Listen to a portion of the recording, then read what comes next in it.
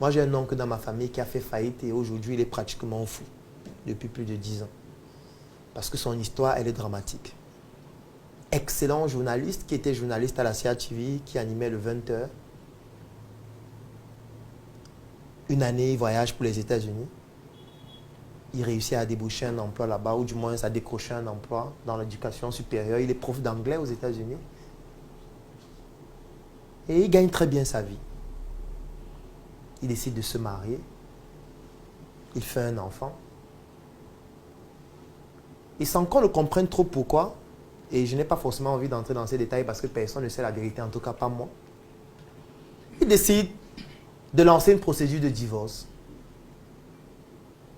Le divorce est acté et sa femme doit bénéficier de 50% de ses biens et d'une pension qui est l'équivalent de pratiquement la moitié de son salaire chaque mois pendant toute sa vie.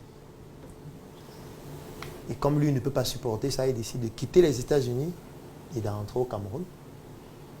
Sa femme se remarie quelques années après. Et quand il arrive au Cameroun, il décide de se relancer. Pour se relancer, il s'en va en Chine. Il est très intelligent, très compétent. Il est enseignant aussi d'anglais en Chine, dans plusieurs universités. Il décide de se mettre avec une Chinoise. Il se marie avec une Chinoise. Et on l'arrête. Il fait la prison en Chine pendant près de 2 ans.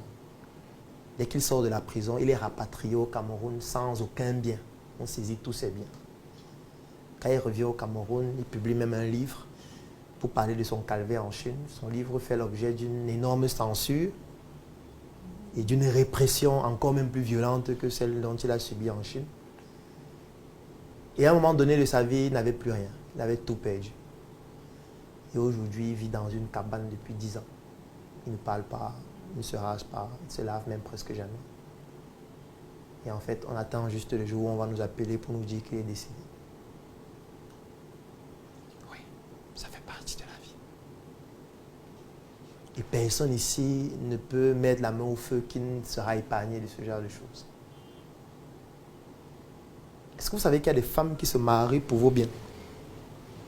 Vous savez ça quand même, non? Oui. Vous savez qu'il y a des femmes dont c'est leur stratégie, non? Ça veut dire, lui là, je veux ses biens. Et on va se marier. Pire si vous êtes en Europe. Parce que le drame en Europe, c'est que la loi protège les femmes. Pour une raison économique. Et pour une raison historique. Parce que pendant la Première et la Deuxième Guerre mondiale, qui allait en guerre? Les hommes, n'est-ce pas? Qui mourait en guerre? Les hommes, n'est-ce pas? Ça veut dire qu'après la guerre, il y avait moins d'hommes que de femmes.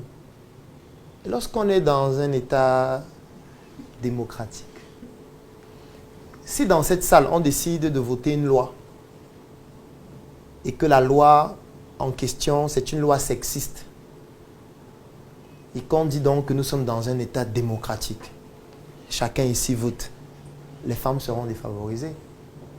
Parce qu'il y a moins de femmes que d'hommes. Les hommes vont voter pour que la loi leur avantage. Les femmes vont voter pour que la loi leur avantage. Mais quand on va compter de manière numéraire, il y aura plus de voix hommes. Donc la voix va favoriser les hommes. C'est ça qui s'est passé. C'est pour ça que la loi protège beaucoup plus les femmes en Europe et en Occident globalement.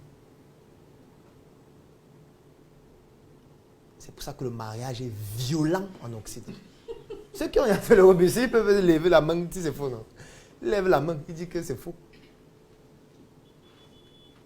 Quand quelqu'un est marié en Occident, surtout les mariages, d'abord qu'eux, ils sont contre la polygamie.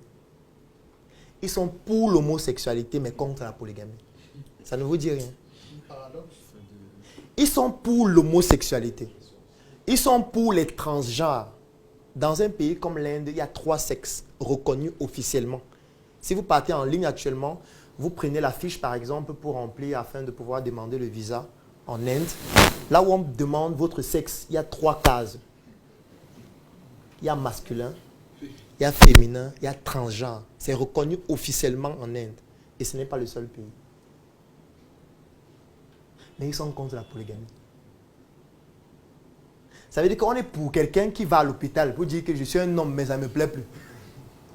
Il préfère devenir une femme.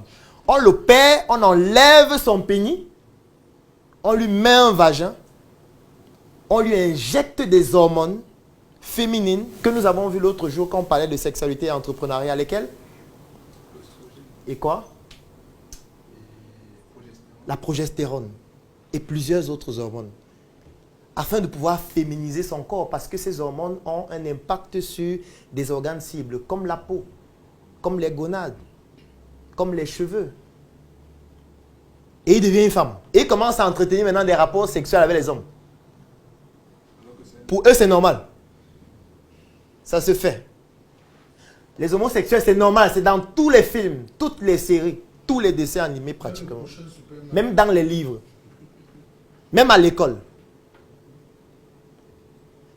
Mais la polygamie, non. Bizarre quand même. Est-ce que nous ne devrons pas faire la promotion de la polygamie aussi là-bas? On a dit que bon, ok, comme vous voulez l'homosexualité aussi, nous imposer ça chez nous. Il n'y a pas de souci. On veut aussi épouser 5 blanches. Oui. Mais avant en France, j'épouse 2 Italiennes, une Française, une Américaine, une Suédoise et une Africaine. Oui, c'est... Le village, c'est un... La Terre, c'est un village planétaire, non? Il faudrait qu'on permette aussi à ce que nous puissions étendre notre culture là-bas. En fait, ceci pour dire quoi? Ceci pour dire que personne ici n'est épargné de ce type d'échec-là. Personne. Personne ne peut dire qu'il va éviter ça. Tu ne peux pas.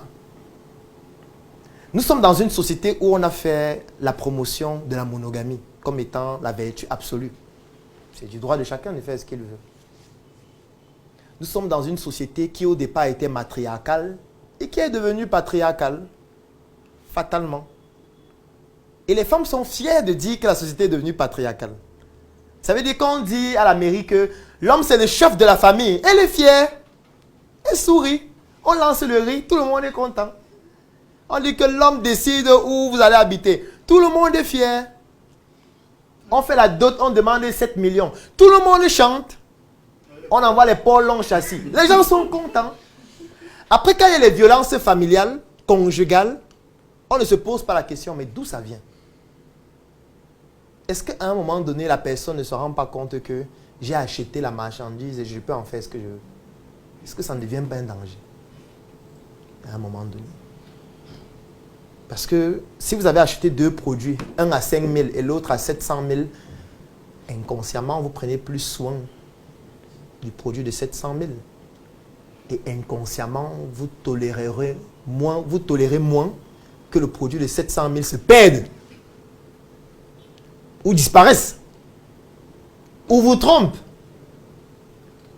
Ça peut rendre plus violent. Je ne suis pas en train de justifier quoi que ce soit. Je suis en train d'expliquer ce qui se passe.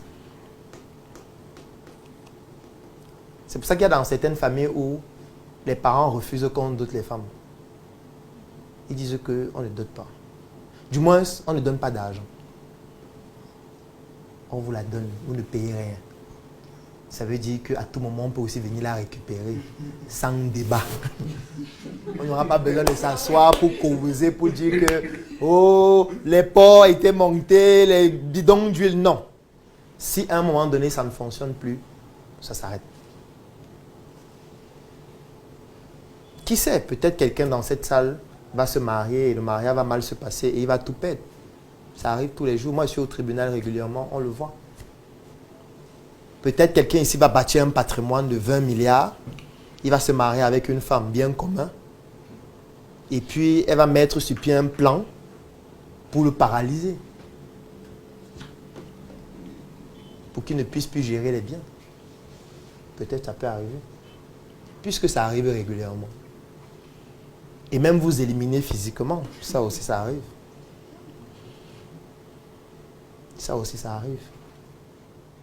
Parfois, ça peut arriver 20 ans après. Parce que ne pensez pas que c'est parce que ça a mis 5 ans, 6 ans, 7 ans, que ça veut dire que tout est sûr. Non. Il faut rester sur ses gardes. J'ai envie de dire qu'on est un entrepreneur, on doit être handicapé émotionnellement. On doit avoir un handicap émotionnel.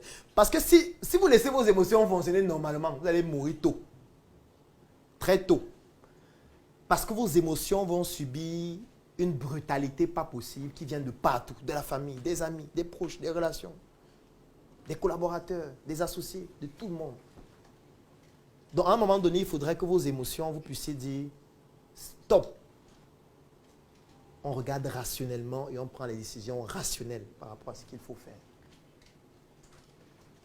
Et c'est ça l'échec. Parce que parfois, il faut prendre des décisions brutales concernant vos proches, concernant vos amis, concernant vos collaborateurs, concernant votre conjoint ou votre conjointe. Et si vous n'êtes pas en posture de pouvoir le faire, vous risquez de ne pas pouvoir vous relever de l'échec. Parce que parfois, quand vous êtes en train d'échouer, il y a des gens qui appuient votre tête pour que l'échec soit encore plus grand. Il y a des gens qui tiennent votre main, en fait, pour la briser, pour que vous ne soyez même plus capable de remonter. Et vous devez être capable d'arrêter de saisir certaines mains. Vous devez être capable d'éloigner de vous des gens qui sont dangereux pour vous. Vous devez être capable de prendre des décisions extrêmement radicales parfois, même si ça concerne vos proches. Si vous ne pouvez pas le faire, ce sera très difficile. Si tu as aimé cette vidéo, alors tu vas adorer mon coffret VIP.